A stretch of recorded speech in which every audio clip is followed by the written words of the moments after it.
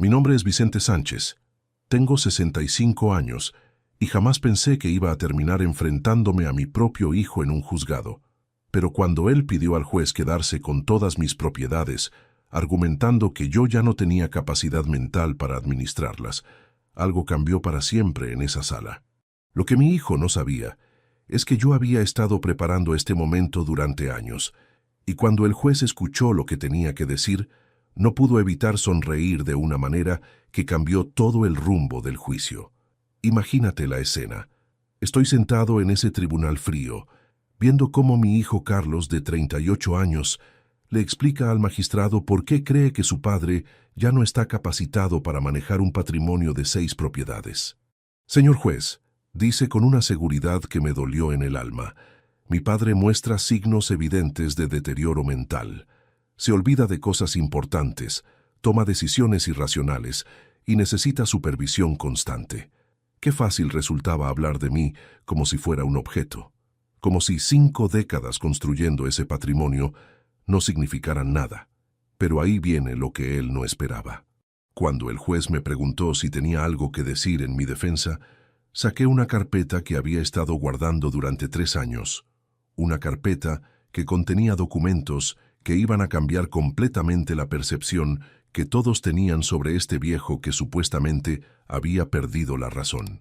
Señor juez, le dije con la voz firme que había usado para dirigir obras durante 40 años, mi hijo dice que no tengo capacidad mental, pero lo que realmente no tengo es capacidad para seguir fingiendo que no sé lo que él ha estado haciendo a mis espaldas. Y entonces mostré las pruebas que había estado recolectando meticulosamente. Pruebas que demostraban que Carlos no solo había estado robándome dinero de las cuentas bancarias, sino que había falsificado mi firma en varios documentos para intentar transferir las propiedades a su nombre. El juez levantó las cejas, tomó los documentos y después de revisarlos durante varios minutos, no pudo evitar esbozar esa sonrisa que mi hijo jamás olvidará. Porque en ese momento se dio cuenta de que no estaba frente a un viejo confundido, sino frente a un hombre que había tendido la trampa perfecta para desenmascarar a un hijo que había perdido todo respeto por su propio padre.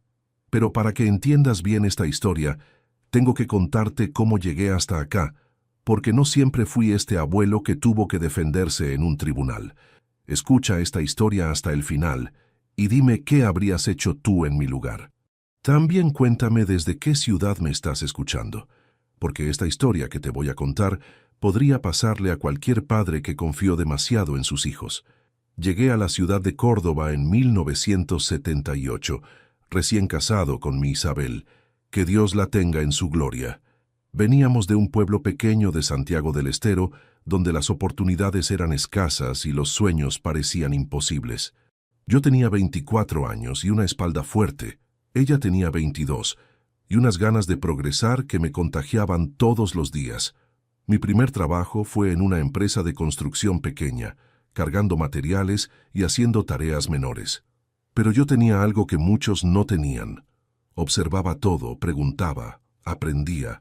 En los descansos, en lugar de jugar a las cartas como mis compañeros, me quedaba mirando a los maestros mayores, viendo cómo calculaban, cómo resolvían problemas, cómo manejaban a los trabajadores. Isabel trabajaba limpiando oficinas en el centro por las noches. Salía cuando yo volvía del trabajo y regresaba cuando yo me levantaba. Nos veíamos apenas unas horas por día, pero eran las mejores horas de mi vida. Cenábamos juntos, planificábamos nuestro futuro, soñábamos con la casa propia que algún día íbamos a construir. Durante 5 años viví así, aprendiendo, ahorrando cada peso que podía, rechazando gastos innecesarios, mientras otros trabajadores se gastaban el sueldo en bebida o en cosas que no necesitaban. Yo guardaba religiosamente la mitad de lo que ganaba. Isabel hacía lo mismo con su trabajo. Teníamos una lata de café vacía, donde íbamos poniendo las monedas y los billetes que sobraban cada semana. En 1983 nació Carlos. Cuando lo tuve en mis brazos por primera vez, supe que todo el sacrificio había valido la pena. Este nene iba a tener oportunidades que yo nunca tuve. Iba a estudiar, iba a ser profesional, iba a vivir mejor que sus padres. pero también sabía que para eso tenía que trabajar el doble. Fue en esa época que tomé una de las decisiones más importantes de mi vida. Con los ahorros que habíamos juntado, compré un terreno pequeño en un barrio que estaba empezando a crecer. No tenía mucho dinero, pero tenía algo mejor. Tenía tiempo y conocimiento. Decidí construir mi primera casa con mis propias manos. Trabajaba 8 horas en la empresa de construcción y después venía a trabajar en mi terreno hasta que se hacía de noche. Isabel me traía mate y me ayudaba cargando ladrillos cuando Carlos dormía. Los fines de semana, desde que salía el sol hasta que se escondía, estaba con la pala, la cuchara, el nivel, mezclando cemento, levantando paredes, haciendo la instalación eléctrica. Me tomó 2 años terminar esa casa, pero cuando la terminé supe que había aprendido el oficio más valioso del mundo. No solo sabía construir bien. Los vecinos empezaron a pedirme que les hiciera trabajos menores, arreglos, ampliaciones, y yo aceptaba todo, porque cada trabajo extra era dinero que podía invertir en el futuro de mi familia. Carlos creció viendo todo ese sacrificio. Cuando tenía 5 años ya me ayudaba trayéndome herramientas.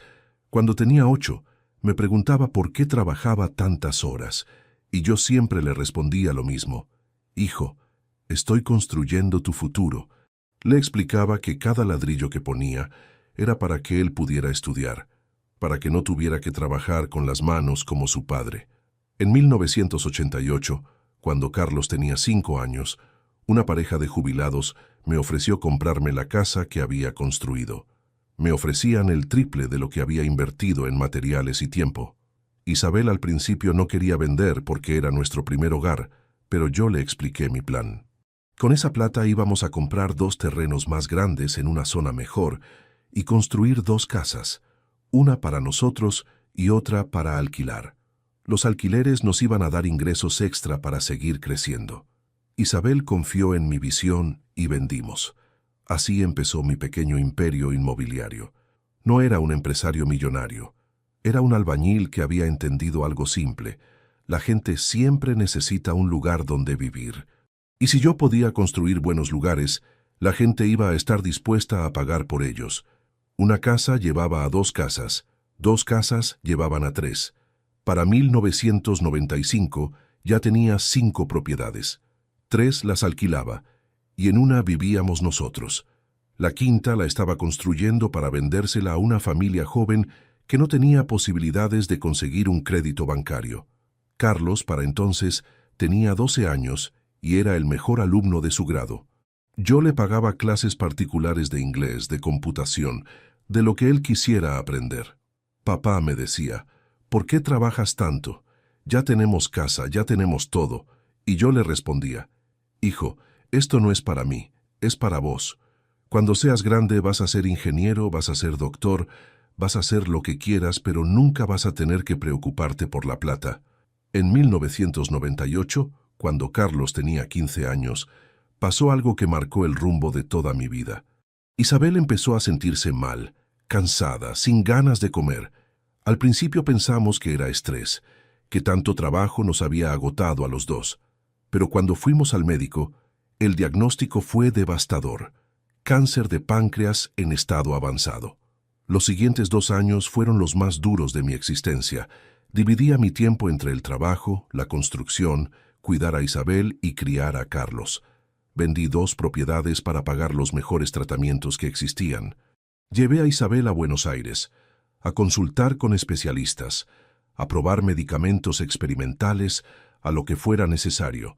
Carlos, que ya tenía 17 años, empezó a cambiar durante esa época. La enfermedad de su madre lo afectó mucho, pero no de la manera que yo esperaba. En lugar de madurar y ayudar más, se volvió distante. Se juntaba con amigos que no me gustaban, llegaba tarde a casa, sus notas en el colegio empezaron a bajar. Un día lo enfrenté. Carlos, le dije, sé que esto es difícil para todos, pero tu mamá te necesita, yo te necesito. Tenés que portarte como el hombre de la familia que sos. Me miró con una cara que nunca voy a olvidar y me dijo, yo nunca pedí ser el hombre de ninguna familia. Yo solo quiero vivir mi vida. Isabel murió en el año 2000, un martes a la madrugada. Yo estaba sosteniendo su mano cuando se fue. Lo último que me dijo fue: «Vicente, cuida a Carlos, él es bueno, solo está confundido». Qué equivocada estaba mi pobre Isabel. No sabía que nuestro hijo ya había empezado a mostrar su verdadera naturaleza. Después del funeral, Carlos se comportó como si la muerte de su madre fuera una liberación. No mostró dolor, no lloró conmigo, no me acompañó en las noches largas cuando yo me quedaba despierto recordando a Isabel. Siguió con su vida como si nada hubiera pasado, como si los 20 años de sacrificio de su madre no hubieran existido. Terminó el secundario de casualidad, porque yo lo presioné hasta el último día. Le conseguí un lugar en la Universidad Tecnológica Nacional para estudiar ingeniería, la carrera que siempre había soñado para él. Le pagué la matrícula, le compré todos los libros, le daba dinero para los gastos y el transporte. Pero Carlos tenía otros planes. En lugar de estudiar, empezó a faltar a clases. En lugar de aprovechar la oportunidad que le estaba dando, empezó a salir de noche, a llegar borracho a casa, a pedirme plata para gastos que no me explicaba bien. «Es para los estudios, papá», me decía cuando le preguntaba para qué necesitaba tanto dinero. Durante 3 años mantuve esa farsa. 3 años esperando que madurara, que entendiera la oportunidad que tenía. Hasta que un día recibí una carta de la universidad informándome que Carlos había sido expulsado por ausentismo. Había estado faltando a clases durante 2 semestres completos y jamás me había dicho nada. Esa noche tuvimos la pelea más grande de nuestras vidas. Le grité cosas que nunca pensé que le diría a mi hijo. Le dije que había desperdiciado el sacrificio de su madre muerta, que había traicionado todos los sueños que habíamos tenido para él. Y él me respondió con una frialdad que me heló la sangre. «Yo nunca quise estudiar ingeniería. Esa era tu fantasía, no la mía».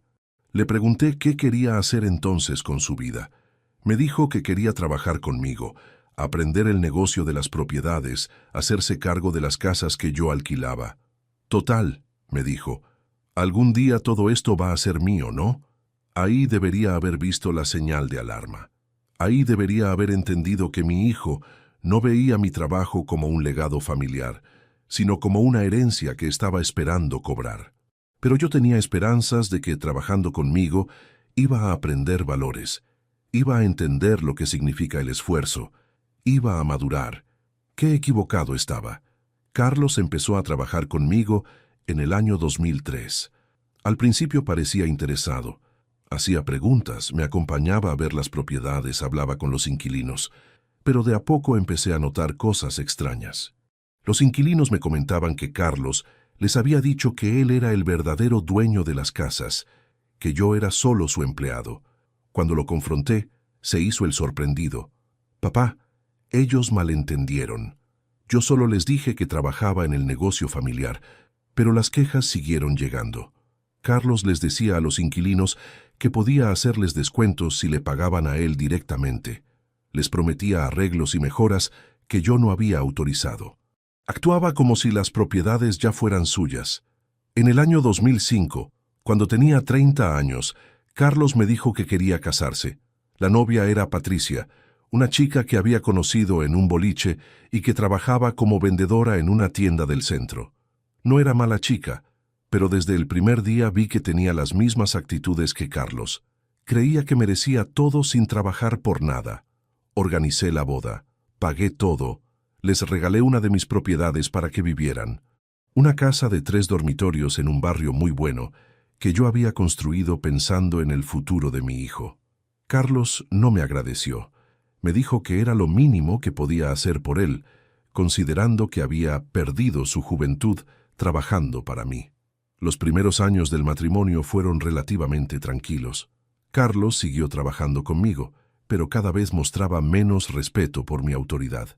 Tomaba decisiones sin consultarme. Firmaba contratos sin mi autorización.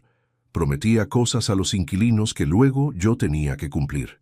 Cuando lo confrontaba, me decía que solo estaba tratando de modernizar el negocio. En el año 2009 nacieron los mellizos, Santiago y Valentina. Cuando los tuve en mis brazos por primera vez, sentí la misma emoción que había sentido cuando nació Carlos. Pensé que ser abuelo iba a cambiar todo, que mis nietos iban a unir nuevamente a la familia. Qué ingenuo fui. Carlos y Patricia decidieron que yo era demasiado mayor para estar solo en mi casa. Me propusieron que vendiera la propiedad donde vivía y me fuera a vivir con ellos. Así vas a estar cerca de los nietos, papá, me decían. Pero yo entendía el verdadero motivo. Querían controlar mis movimientos, querían saber exactamente cuánto dinero tenía, querían estar seguros de que cuando me muriera, todo iba a quedar en sus manos. Rechacé la propuesta. Les dije que me sentía cómodo en mi casa, que tenía mi independencia, que podía visitarlos cuando quisiera ver a los nietos. Carlos se enojó. «Papá», me dijo, «ya no sos joven. ¿Qué pasa si te caes y no hay nadie para ayudarte? ¿Qué pasa si te sentís mal en la madrugada?» Las mismas excusas que usan todos los hijos cuando quieren controlar a sus padres mayores. Fue por esa época que empecé a notar irregularidades en las cuentas del negocio. Dinero que faltaba, gastos que no recordaba haber autorizado, pagos que no coincidían con lo que yo tenía anotado. Cuando le preguntaba a Carlos, siempre tenía una explicación razonable. «Papá, tuvimos que hacer un arreglo de emergencia en la casa de la calle San Martín. Papá, hubo un problema con el inquilino de la propiedad del centro y tuvimos que devolver parte del depósito». Al principio le creí. Carlos manejaba más detalles del día a día que yo. Era natural que hubiera gastos que él autorizara sin consultarme. Pero las irregularidades se fueron haciendo más frecuentes y más grandes. Un día faltaban 500 pesos, al mes siguiente faltaban 1000, después faltaban 2000. En el año 2011 decidí hacer algo que nunca había hecho. Contraté a un contador independiente para que revisara todas las cuentas del negocio. Le dije que quería poner todo en orden para cuando llegara el momento de transferir las propiedades a mi hijo. El contador era un tipo joven, pero muy meticuloso. Se llamaba Sebastián Ruiz. Después de 3 semanas revisando todos los papeles, Sebastián me pidió una reunión urgente. «Don Vicente», me dijo con una cara muy seria, «hay cosas que usted tiene que saber». Me mostró una planilla donde había calculado todas las irregularidades que había encontrado. En los últimos 5 años habían desaparecido casi 100,000 pesos de las cuentas del negocio. Pero eso no era lo peor. Sebastián había descubierto que Carlos había estado falsificando mi firma en varios documentos. Había firmado contratos de alquiler con precios más bajos de los que yo había autorizado y se había quedado con la diferencia. Había autorizado obras y reparaciones con empresas que probablemente le pagaban comisiones por recomendarlos. Había estado robándome sistemáticamente durante años. Esa noche no dormí. Me quedé despierto pensando en cómo había fallado como padre, en qué había hecho mal para que mi hijo me robara de esa manera. Pero después de horas de darle vueltas al tema, llegué a una conclusión. No había fallado yo, había fallado él. Yo le había dado educación, oportunidades, amor, respeto. Él había elegido el camino de la traición. Al día siguiente, confronté a Carlos con las pruebas. Puse todos los documentos sobre la mesa de mi oficina y le dije, «Explícame esto». Se puso pálido, tartamudeó algunas excusas, trató de justificarse diciendo que el dinero lo había usado para mejoras en las propiedades, que iba a devolvérmelo, que todo había sido un malentendido. Le dije que tenía 24 horas para devolverme todo el dinero que había robado y para firmar un documento renunciando a cualquier participación en el negocio. Carlos se indignó. «Papá», me gritó, «yo trabajé años para vos sin cobrar un sueldo fijo. Ese dinero era parte de mi pago. Vos me debés mucho más de lo que yo te debo a vos. Me debo mucho más. Después de pagarle la educación que desperdició, después de regalarle una casa, después de darle un trabajo que no merecía, después de permitirle robarme durante años, yo le debía más». Ahí entendí que mi hijo no solo era un ladrón, era un desagradecido. Carlos no devolvió el dinero. En cambio, se fue de mi oficina dando un portazo y no volvió a hablarme durante 6 meses.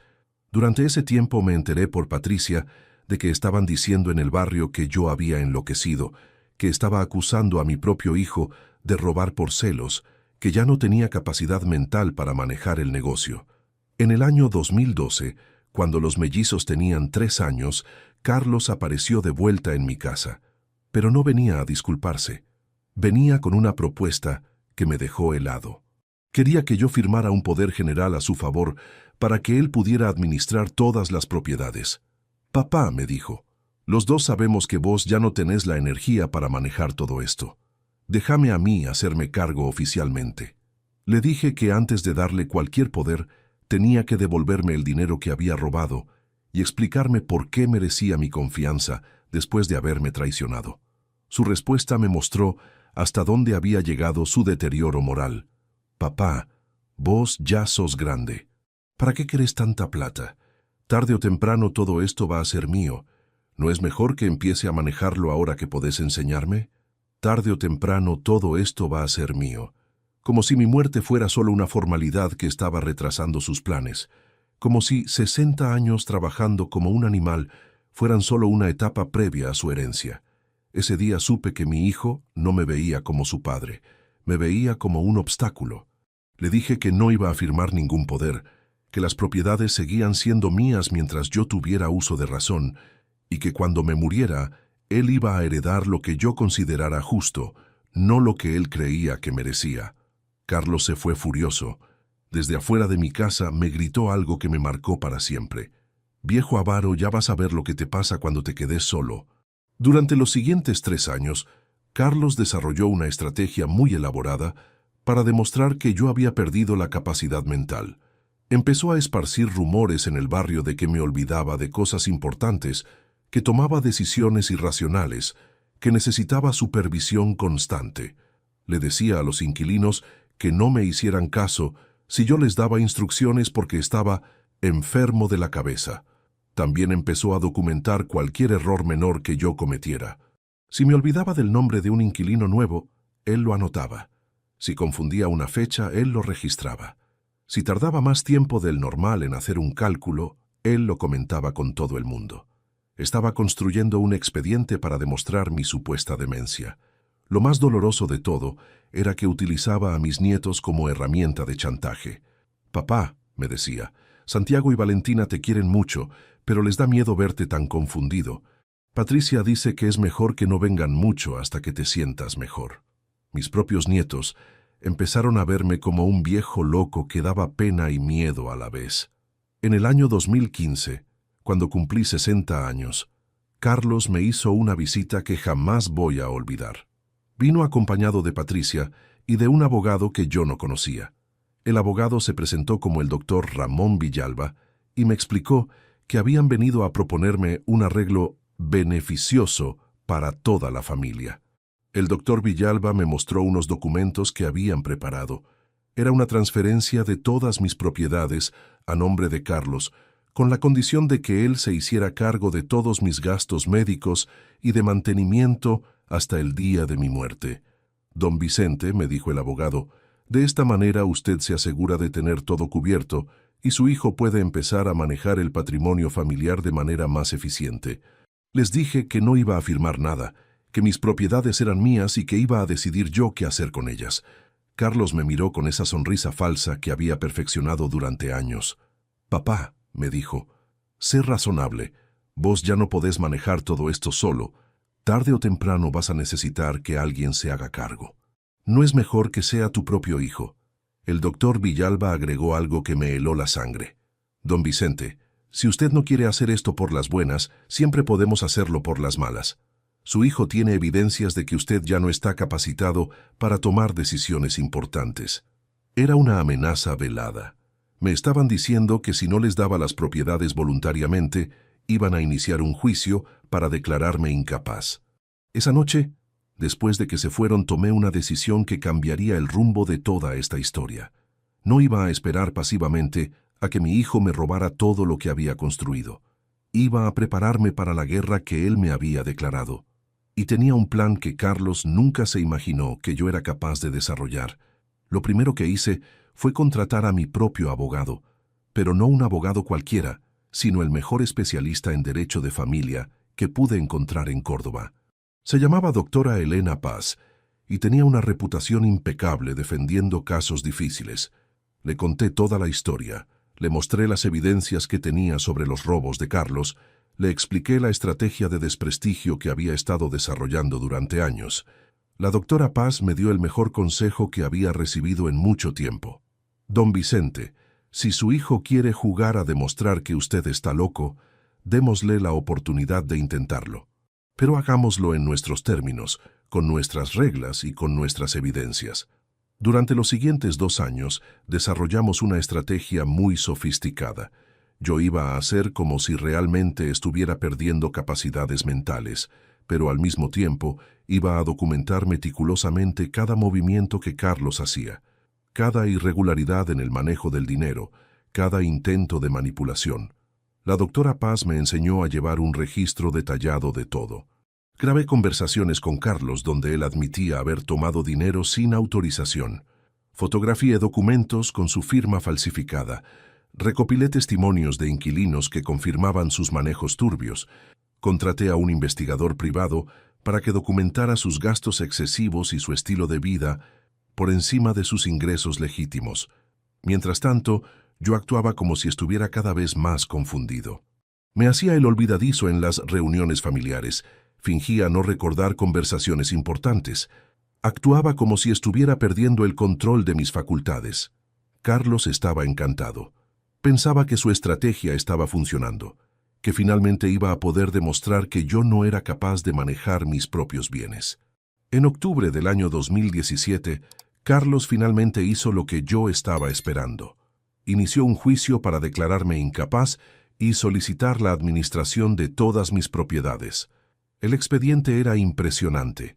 Tenía declaraciones de testigos que certificaban mi supuesto deterioro mental, informes médicos que había conseguido de doctores cómplices, evidencias de decisiones irracionales que yo supuestamente había tomado en los últimos años. La primera audiencia fue un espectáculo. Carlos se presentó vestido como un empresario exitoso, acompañado de su abogado y con una carpeta llena de pruebas sobre mi incompetencia mental. Yo me presenté con ropa sencilla, acompañado de la doctora Paz, actuando como un viejo confundido que no entendía bien por qué estaba ahí. El abogado de Carlos hizo una presentación muy convincente. Explicó al juez cómo yo había perdido la capacidad de administrar un patrimonio complejo, cómo mis decisiones irracionales estaban poniendo en riesgo el bienestar económico de toda la familia, cómo era necesario que alguien competente se hiciera cargo de las propiedades antes de que yo las perdiera por completo. Presentó testigos que confirmaban mi deterioro. El almacenero del barrio declaró que yo a veces compraba las mismas cosas 2 veces porque me olvidaba de lo que había comprado. Una vecina confirmó que me había visto hablando solo en el jardín de mi casa. Un inquilino declaró que yo le había dado instrucciones contradictorias sobre el pago del alquiler. Todo sonaba muy convincente. Si yo hubiera sido realmente el juez, probablemente habría creído que este viejo estaba perdiendo la razón y necesitaba supervisión. Pero había cosas que Carlos no sabía, cosas que había estado preparando durante años para este momento exacto. Cuando llegó mi turno de declarar, la doctora Paz me hizo preguntas muy simples. Don Vicente, ¿puede decirnos su nombre completo? Vicente Sánchez. ¿Sabe qué día es hoy? Jueves 15 de febrero del año 2018. ¿Recuerda por qué estamos acá? Mi hijo dice que estoy loco y quiere quedarse con mis casas. Esa última respuesta hizo sonreír al juez. No era la respuesta de un hombre confundido, era la respuesta de alguien que entendía perfectamente lo que estaba pasando. Pero Carlos y su abogado pensaron que era solo una coincidencia. Después, la doctora Paz me preguntó si tenía algo más que agregar. Sí, le dije, tengo algunas cosas que mostrarle al señor juez. Saqué la carpeta que había estado preparando durante años y la puse sobre la mesa. Estas son las evidencias de todo lo que mi hijo me ha robado durante los últimos 10 años. El cambio en el ambiente de la sala fue inmediato. Carlos se puso pálido. Su abogado empezó a objetar diciendo que esas evidencias no habían sido presentadas dentro de los plazos correspondientes. Pero el juez les dijo que se callaran y me pidió que siguiera. Mostré los informes del contador que había contratado, las pruebas de las firmas falsificadas, las grabaciones donde Carlos admitía haber tomado dinero sin autorización, los testimonios de inquilinos que confirmaban sus manejos irregulares, los gastos excesivos documentados por el investigador privado. Pero lo más importante de todo Eran las grabaciones de las conversaciones que habíamos tenido durante los últimos 2 años. Conversaciones donde Carlos explicaba cómo estaba construyendo el caso para demostrar mi incapacidad mental. Conversaciones donde admitía que estaba mintiendo sobre mi estado de salud. Conversaciones donde se reía de lo fácil que era engañar a los vecinos y a los inquilinos sobre mi supuesta demencia. El juez escuchó una de las grabaciones donde Carlos decía textualmente: «El viejo está sano como un roble, pero para cuando termine con él, todo el mundo va a estar convencido de que está loco». Al escuchar eso, el magistrado no pudo evitar sonreír de una manera que cambió toda la dinámica del juicio. «Señor Sánchez», me dijo el juez dirigiéndose a Carlos, ¿puede explicarme por qué está pidiendo la administración de los bienes de una persona que, según usted mismo, está sana como un roble? Carlos se quedó mudo. Su abogado trató de explicar que la grabación había sido sacada de contexto, que había sido obtenida de manera ilegal, que no tenía validez procesal, pero el juez ya había visto suficiente. «Doctor Villalba», le dijo al abogado de Carlos, «su cliente no solo ha mentido bajo juramento, sino que ha presentado evidencias falsas y testimonios fraudulentos. Esto no es un caso de incapacidad mental, esto es un caso de intento de estafa familiar». Se levantó la sesión y el juez anunció que iba a estudiar toda la documentación antes de emitir su fallo. Pero por la manera en que me miró antes de retirarse, yo sabía que había ganado la batalla. La sonrisa que había esbozado cuando escuchó la grabación me había confirmado que había visto a través de la mentira de Carlos. Carlos salió de la sala como un zombi. No podía creer que su plan perfecto se hubiera desmoronado de esa manera. Patricia me miró con odio puro y me dijo algo que jamás voy a olvidar. «Viejo maldito, nos engañaste a todos». No me habían engañado ellos a mí durante años, sino que yo los había engañado a ellos durante 2 años. Qué manera tan curiosa de ver las cosas. Una semana después, recibí la sentencia del juez. No solo había rechazado completamente la solicitud de Carlos, sino que había ordenado una investigación penal por falsificación de documentos, estafa y falso testimonio. Además, había dispuesto una orden de restricción que prohibía a Carlos acercarse a mis propiedades o contactar a mis inquilinos sin autorización judicial. Pero lo más importante de todo era el último párrafo de la sentencia. El juez escribió textualmente: «Este tribunal ha observado en el señor Vicente Sánchez una lucidez y una capacidad de planificación que muchos jóvenes quisieran tener. Lejos de mostrar signos de deterioro mental, ha demostrado una inteligencia excepcional para desenmascarar un plan elaborado de manipulación familiar. Sus bienes continuarán bajo su administración exclusiva». Esa noche, por primera vez en años, dormí tranquilo. Había ganado la guerra que mi propio hijo me había declarado. Había demostrado que este viejo no era tan fácil de engañar como él creía. Había protegido el patrimonio que había construido con 40 años de trabajo honesto. Pero la victoria tenía un sabor agridulce, porque aunque había ganado el juicio, había perdido a mi hijo para siempre. Y eso dolía más que cualquier traición, más que cualquier robo, más que cualquier mentira. 3 meses después del juicio, Carlos y Patricia se divorciaron. Al parecer, Patricia no podía soportar estar casada con alguien que había perdido la oportunidad de heredar 6 propiedades. Se fue a vivir con los mellizos a la casa de sus padres y le pidió a Carlos que se buscara otro lugar donde vivir. Carlos tuvo que vender la casa que yo le había regalado para pagar las costas del juicio y los honorarios de su abogado. Con el dinero que le quedó, alquiló un departamento pequeño en un barrio que estaba muy lejos de la zona donde yo tenía mis propiedades. Me enteré por los vecinos que había conseguido trabajo como vendedor de seguros en una empresa del centro. Durante varios meses no supe nada de él. No me llamaba, no me visitaba, no preguntaba por mi salud.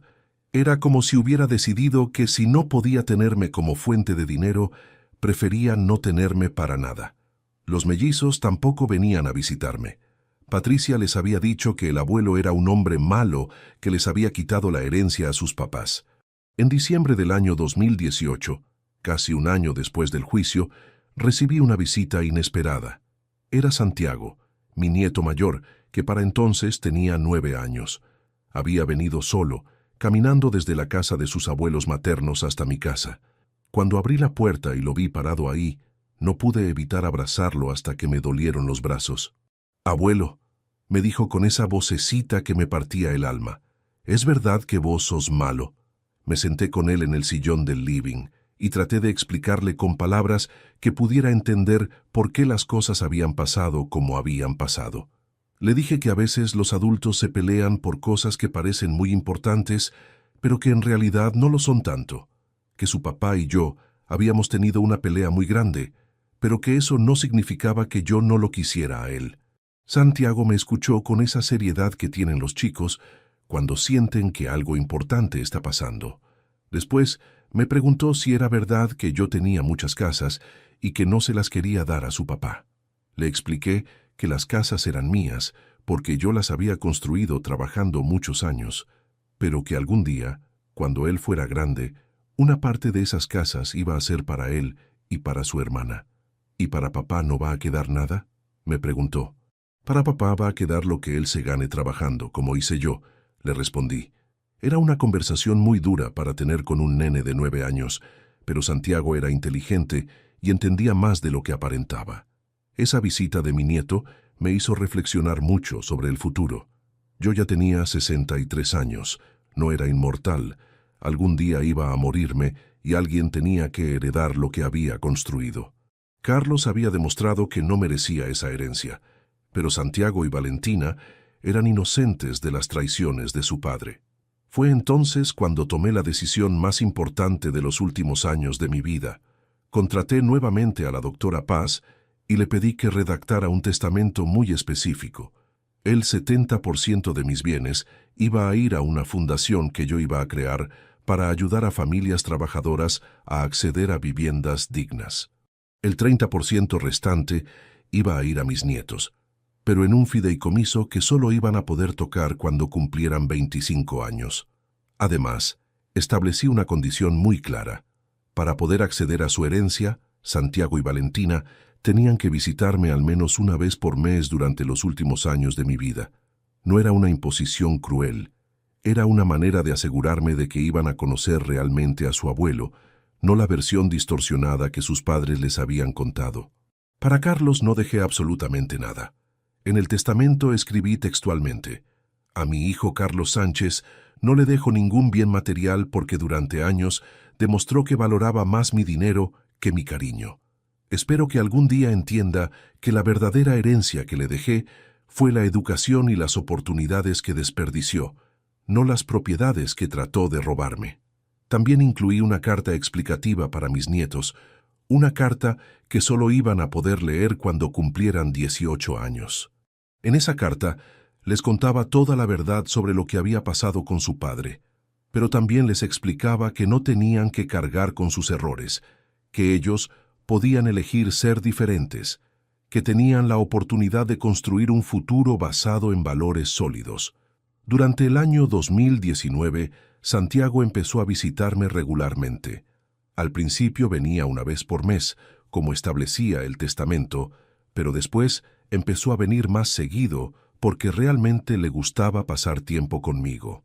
Yo le enseñaba carpintería en mi pequeño taller del fondo. Le contaba historias de cuando su papá era chico. Le explicaba cómo había construido cada una de mis propiedades. Valentina tardó más en empezar a visitarme, pero cuando finalmente vino, se dio cuenta de que el abuelo malo del que le habían hablado en realidad era un señor que la quería mucho y que tenía muchas cosas interesantes para contarle. Le gustaba que le leyera cuentos, que le enseñara a cocinar milanesas, que le mostrara las fotos de su abuela Isabel. Carlos se enteró de las visitas de los mellizos y trató de prohibírselas, pero Patricia, que ya estaba divorciada de él, le dijo que no tenía derecho a decidir sobre los chicos. Además, había descubierto que los nietos que cumplieran con las condiciones del testamento iban a heredar una cantidad considerable de dinero y eso le convenía económicamente. Es curioso cómo funciona la mente humana. Patricia, que me había odiado durante años, ahora alentaba a sus hijos a visitarme porque había dinero de por medio. No me importaban sus motivaciones. Lo que me importaba era poder pasar tiempo con mis nietos, conocerlos, dejarles algo más valioso que dinero: recuerdos, valores, historias familiares. En el año 2020, cuando empezó la pandemia, las visitas se complicaron. Pero Santiago, que ya tenía 11 años, me llamaba por teléfono todas las semanas. Me contaba cómo le iba en el colegio, qué estaba leyendo, qué proyectos tenía para el futuro. Un día me dijo algo que me llenó de orgullo. Abuelo, cuando sea grande quiero construir casas como vos, pero para gente que no tiene dónde vivir. Ahí supe que había valido la pena todo, que mi verdadera herencia no eran las propiedades que había construido, sino los valores que estaba transmitiendo a la nueva generación.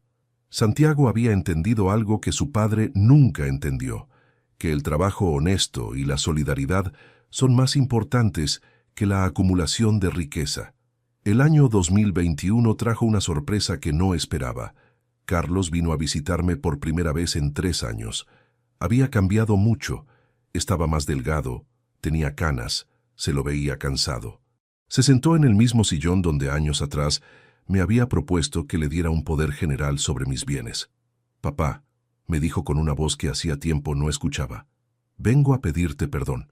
Le pregunté perdón por qué específicamente. Por haberte robado, por haberte mentido, por haber tratado de quitarte lo que era tuyo.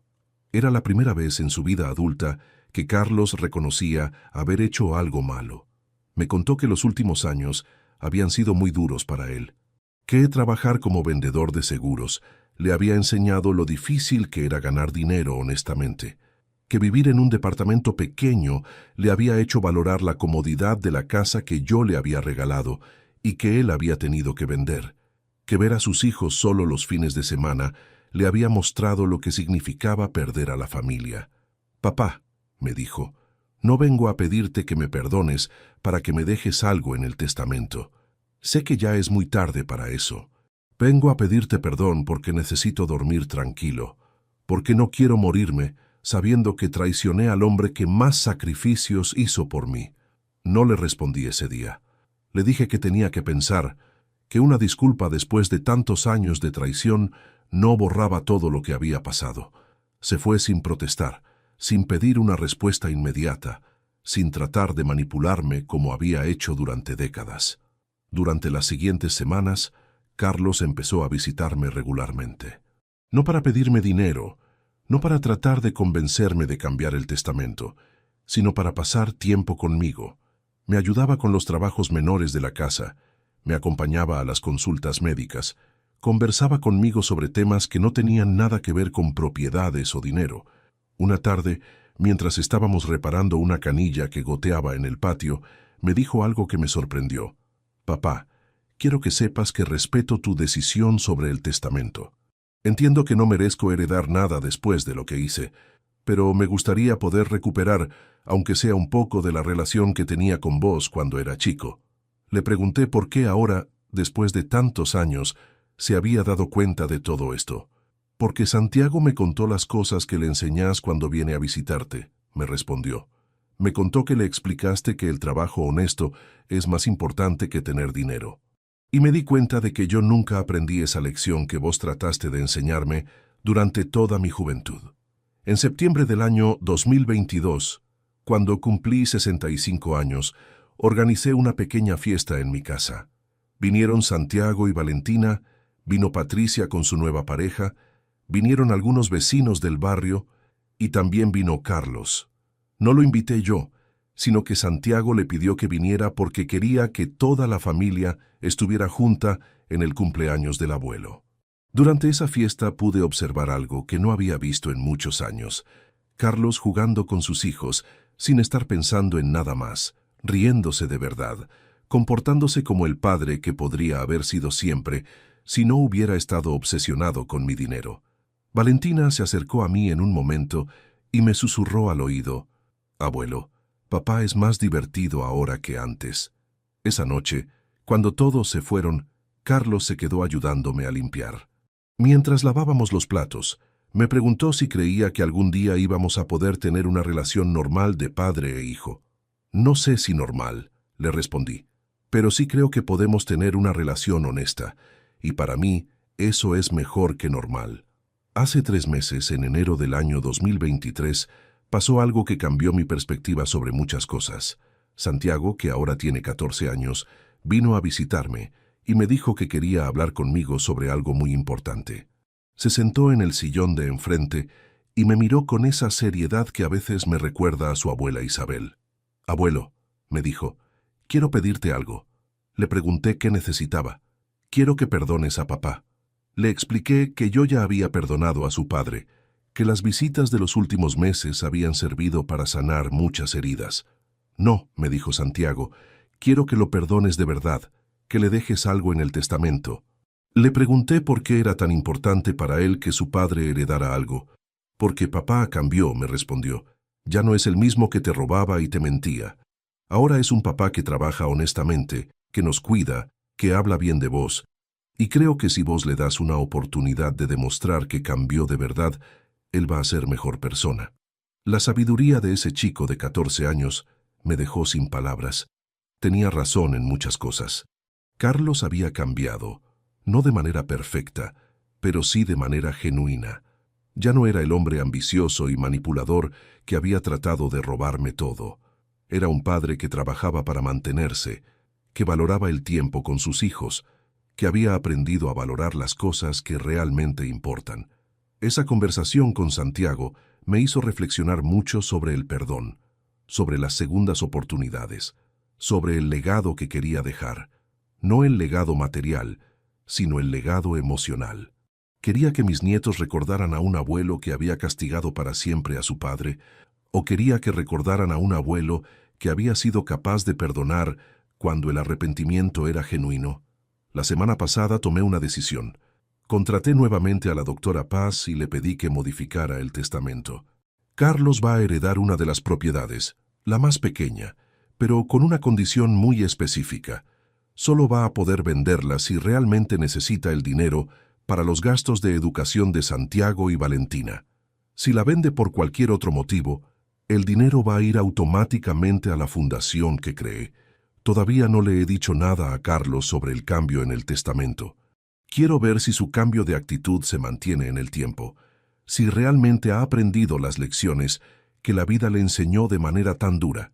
Pero tengo esperanzas de que sí, de que tal vez no sea demasiado tarde para que mi hijo se convierta en el hombre que siempre esperé que fuera. Mañana Santiago cumple 15 años y vamos a festejarlo en mi casa. Va a venir toda la familia, incluyendo a Carlos. Mi nieto me pidió que para su cumpleaños le cuente toda la historia de cómo construí las propiedades, desde la primera casa hasta la última. Quiere conocer todos los detalles, todos los sacrificios, todas las decisiones que tomé durante 40 años de trabajo. Le voy a contar la historia completa, incluyendo las partes más dolorosas, incluyendo los errores que cometí como padre, incluyendo las traiciones que viví como víctima. Pero también le voy a contar sobre el poder del perdón, sobre la importancia de las segundas oportunidades, sobre la diferencia entre ser rico en dinero y ser rico en familia. Porque al final, después de 65 años de vida, después de haber ganado un juicio contra mi propio hijo, después de haber construido un patrimonio considerable, después de haber vivido traiciones y reconciliaciones, he aprendido algo fundamental. El dinero se puede ganar, se puede perder, se puede heredar, se puede robar. Pero la familia, cuando se construye sobre bases sólidas de amor y respeto, es lo único que realmente perdura. Y vos que me escuchaste hasta acá, vos que me acompañaste en esta historia larga y complicada, quiero preguntarte algo. ¿Qué habrías hecho en mi lugar? ¿Habrías perdonado a un hijo que te robó y te traicionó durante años? ¿Habrías dado una segunda oportunidad cuando el arrepentimiento parecía genuino? Cuéntame también desde qué ciudad me estás escuchando y si alguna vez viviste algo parecido con tu propia familia. Porque estas historias que parecen únicas en realidad son más comunes de lo que creemos. La ambición, los malentendidos, las traiciones familiares, las reconciliaciones difíciles son parte de la experiencia humana. Y recordá algo importante. Nunca es demasiado tarde para cambiar, para pedir perdón, para dar una segunda oportunidad. Ni demasiado tarde para poner límites cuando es necesario, para defenderte cuando te atacan, para proteger lo que construiste con esfuerzo honesto. La vida es complicada, la familia es complicada, pero vale la pena luchar por ambas cuando se hace desde el amor y el respeto, incluso cuando esa lucha te lleva hasta un juzgado, enfrentándote a tu propio hijo, esperando que un juez sonría porque finalmente alguien entendió toda la verdad.